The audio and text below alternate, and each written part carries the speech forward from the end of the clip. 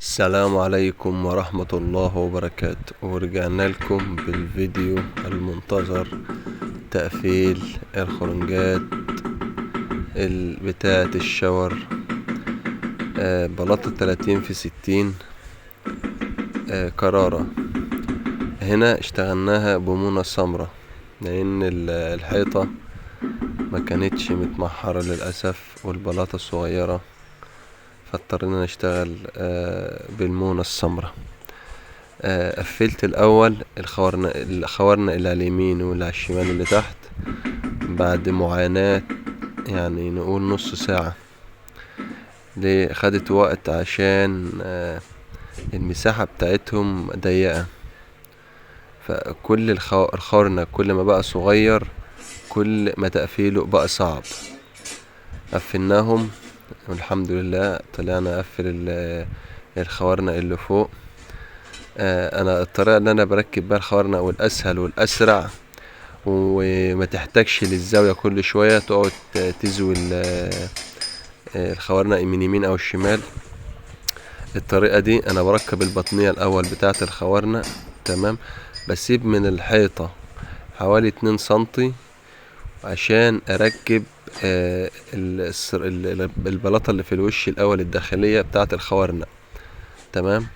لما بركبها كده كده انا معايا البطنية بتاعة الخوارنا راكبة، تمام. باخد على الشرارة بتاعة الغلاء اللي جوه.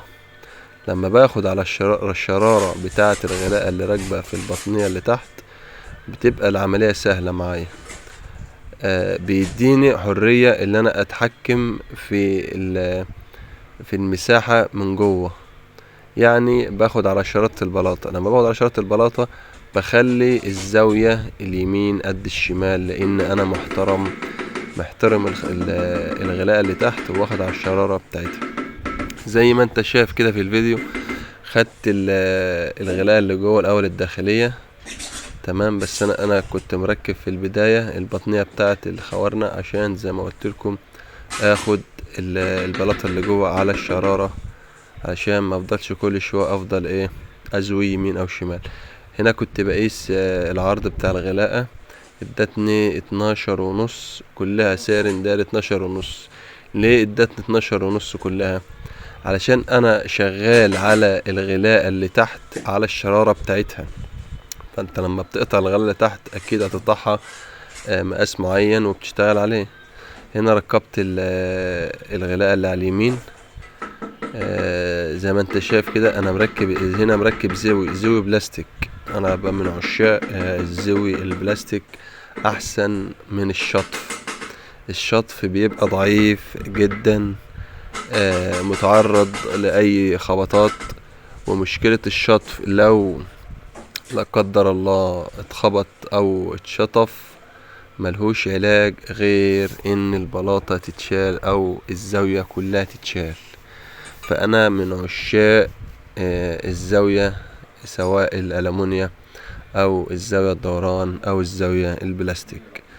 هنا بعد ما ركبت الغلاء اللي على اليمين، يعني كده كده انا شغال على شرارة الغلاء اللي في الوش، فبتأكد تاني زاويتها، بتأكد كده اشوف مزوية ولا لا. فاتأكدت انها مزوية بالفعل. هنا جيت في الغلاء اللي على الشمال اللي في الوش اللي على الشمال نفس القصة. طول ما انت محترم الشرارة بتاعة الغلاء اللي في الارض اللي في النايمة والغلاء اللي في الوش، اكيد شغلك كله هيطلع مقاس واحد ومش هتلاقي صعوبة في تقفيلة الخوارنا. هنا انا كل شوية بفضل امسح. ليه؟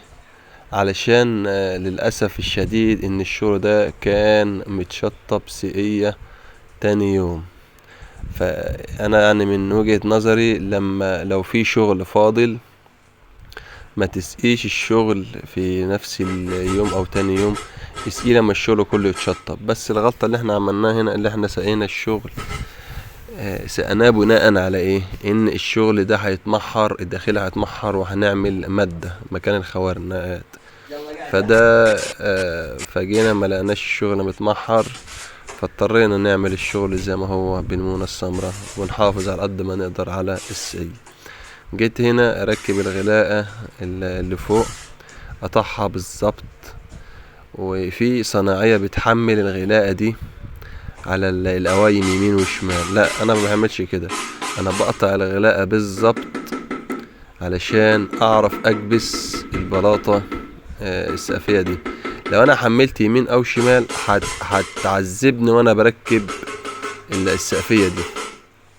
فدي افضل طريقة انك تقفل بيها الخوارنا، انك تركب البطنية الاول، الغلاء الاول اللي هي البطنية، وبعد كده تاخد الغلاء اللي في الوش، وبعد كده هتقطع الداير معاك كله علام واحد، ومش هتلاقي صعوبة في التقفيل. وانا بعد ما شطبته حتة اسفنجة مبلولة مية علشان الشغل ما ينشفش عليا. تمام، ونضفتها كويس. تمام، وبعد ما عملتها بالاسفنجة جبت بردك حتة قماشة ناشفة ومسحت بيها الخوارنا.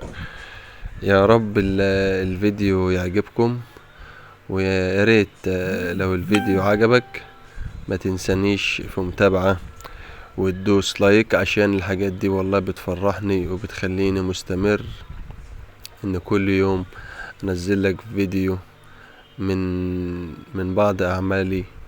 ويا رب الفيديو ينول اعجابكم، ويا ريت تقدرونا، لان بصراحة يعني احنا بنصور ان في واحد معانا هو اللي بيصور، معناش استند. فيا ريت تقدرونا، ويا رب الفيديو يعجب حضراتكم، والسلام عليكم ورحمة الله.